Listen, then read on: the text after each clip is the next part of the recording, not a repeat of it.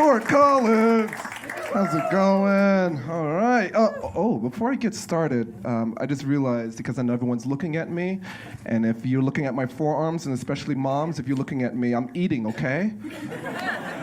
All right? Please don't come to me after this show with a granola bar, all right? I know it's gluten-free, so no thank you. I got trail mix in the car. I'm doing fine, all right? While I'm on this subject, if you got skinny friends, please don't get them a weighted blanket as a gift, all right?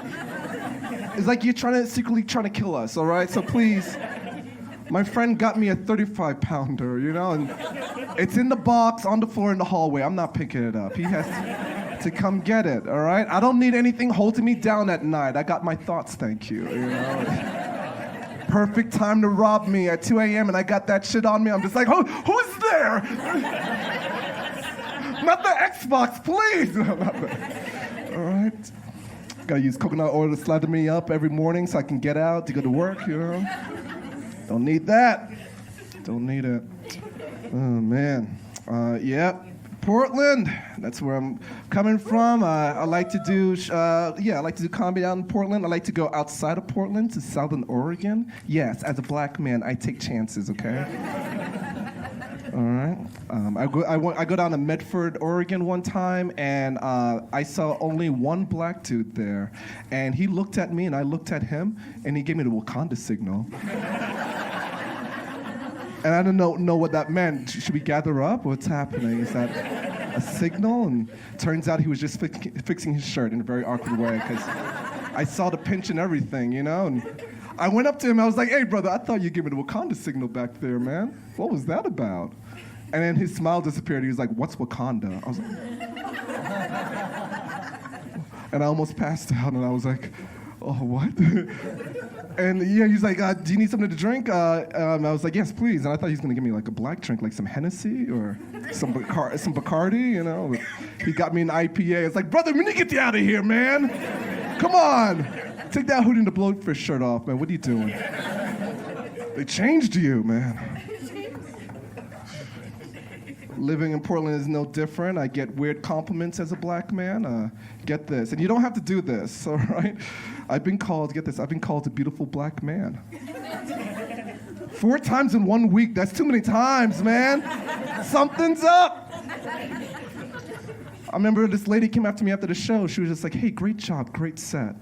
And then I was like, thank you. And like, she brought me in closer, and it's like she was about to tell me a secret, or she saw too many black slave movies. I think that's it. She was like, and you're a beautiful black man. And then she got out of there. She had to go. Was gonna say, thank you. I'll take beautiful man, less syllables, get in, get out, you know? This guy kept chanting it on when I was on stage. He was like, you beautiful black man, you beautiful black man. Kept changing the pitch of his voice, you beautiful black man. I'm like, all right, man, calm down. I know. I'm driving home, I'm like, what do they want from me, huh? Am I the one? Am I the cure? And I was just trying to think of if maybe there's a good theory, maybe I have these powers to go down to Alabama, there's a KKK rally happening, and I'm just hiding out, you know? And one of the speakers just like, yeah, we're gonna get those oh my God. And the bushes back there, with the moonlight bouncing from just nice. Is that a beautiful black man? So majestic. Don't look into his ass, Ricky. You'll get lost in them. Oh, what are we doing? What's this racism? That's what I want. All right, that's what I want. The only powers I have in Portland is because there's so many Black Lives Matter signs and black people. I inspect my neighbors' signs a little bit, and I'm like, it's a little bit dusty, Carol. Oh. Why is there so many cat stickers on it? We're not sending the right message here. It's Black Lives Matter, not 9 Lives Matter, you know? Can't wait. Yeah, weather's getting. Yeah, y'all weather's nice. I did not expect this. Hell yeah. Trying to get back into some skateboarding. You know, y'all knew I skated. Y'all saw me already. Yeah. I fractured my ankle. I'm trying to get back into it, and I fractured at an indoor skate park. And I usually go to the outdoor skate parks, but there's so many kids in the way. I got in this kid's way, and then he yelled at me. He's like, "Get out of my way, Tyler, the creator with midlife crisis." And I was like, "Okay." So I got out of there for good, and skated at the indoor skate park. No one was there, and I landed wrongly on a mini ramp. This 18-year-old kid was like, "Oh, bro, you okay?" I was like, "No, man, call the ambulance." I'm holding my ankle, and they want to know how old I am. In the hospital when I was calling, he was like, "Yeah, do you want to know how old you are?" I'm like, "I'm 36." And he's like, "How old?" I said, "I'm 36." And the follow-up question, this is how I know I'm too old to skate, because the follow-up question was, and you're here by yourself? And I was like, "Yes." All right? It's my lunch break. Where's the ambulance? You know? And don't get me wrong, I skate with other 30-year-olds, and yeah, it's kind of depressing when you skate with other 30-year-olds, because I would skate with my friend, and sometimes this is what happens. Like, we'd be skating, 20 minutes later, his knee starts hurting, and then he has to sit down. 20 minutes later, my back started hurting, and I had to sit down. For the next 30 minutes, well, we talk about health insurance, you know? All right? You know, we got the Kaiser packages, we got the gold. We don't got time. Yeah. So yeah, I did physical therapy for my ankle. Anyone ever took physical therapy? Yeah. Fun, huh?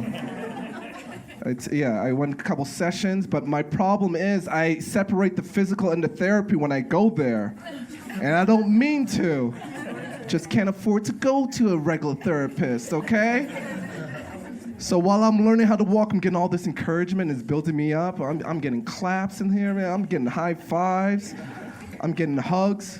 And this one day, man, I'm telling you, I'm like, learn how to walk again. And doctor's hands were like out like this. And I took more steps, and I got there quickly, and I embraced him. And I whispered to his ear, "My dad never went to my Little League games." And he's like, "I had to take a water break." I was like, "Wow, I was doing so good, doctor." Damn. I was. Yeah, man. Don't get it wrong. I'm born and raised from New York. Anyone from New York? Yeah. Hell yeah. I miss it. I'm out of touch, man. Like, being in Portland for 10 years, this is how out of touch I am.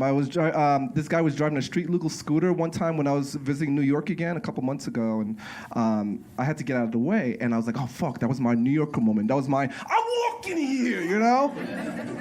And I missed it. Do you know what came out? Because I lived in Portland for 10 years. Do you know what came out? So when he went by, I did this movie. Ready? You went by. I was like, oh, I did that. And I whispered to myself, someone's in a rush, you know? Excuse you. Fingertips clutching my chest, looking for my pearls, you know? My friend's looking at me. Is Jaren having a casual heart attack? Or he's about to call the sidewalk manager? Who knows? They're not going to come, Jaren. Keep walking, you know? Man. God, oh my God. I love doing comedy.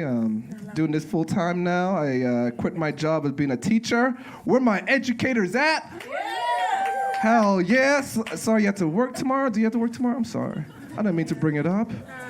That's why we started the show early, okay? I quit my job because, kids are too nosy. They're in your business. Am I right? Like, if you work with elementary kids, man, they want to tell you everything they know about you. Like, this kid, I was tying his shoes, this first grader, and when I was tying his shoes, he was just like, "Thank you, Mr. G." Yeah, they call me Mr. G because I'm cool, you know? He's like, "Thank you, Mr. G." I was like, "Yeah, you're welcome, buddy." And I was trying to leave, and he was like, "Oh, Mr. G, one more thing. I saw you." That's it, all deadpan. I'm like, "Yeah, buddy. What are you talking about?" "Yeah, Mr. G's in the house, Mr. G's in the school. What are you talking about?" And he's like, "No, I saw you at Safeway the other day." And that's the supermarket across town, you know? That's Mr. G's Sunday afternoon, I want to tell him. And usually if I see a kid outside the school, because it happens, because there's so many of them, and a lot of times they say hi to me, and I don't remember their names, so I'm just like, "Oh, hey, buddy." I have to look at the parents. I'm like, "I work for the school. Here's my ID, you know?" I'm going to walk over to the kids, just like, "Who was that black man you were talking to, you know?" So I'm like, "Yeah, buddy, big deal. Mr. G needs his groceries. Look at me. I got to eat, okay? Come on, go. Go play." And he's like, "No, let me tell you." Next thing you know, he's like breaking down like it's an investigation, like he's a fucking detective. He's like, "No, let me tell you. You're in aisle 8, you're in the frozen food section. You were by yourself. You only had one item in the shopping cart, and that one item was a frozen pizza. Yeah, you were by yourself, aisle 8, with one item, all alone. Yeah, and you were shivering and you had a sweatpants, and that's because you're skinny, Mr. G." And I'm like, "All right, buddy, move along, man." And then he's like, yeah, but one more thing, Mr. G, one more thing. Do you always cry in the parking lot before you drive away? It's like, you don't know my problems, Ethan. I had enough coupons, okay? And he was like, and you're a beautiful black man, Mr. G. I was like, all right, thank you. Hey, I'm gonna go get high. Bye, I'm Jaren George. Bye. For Jaren George, ladies and gentlemen. Hell yeah.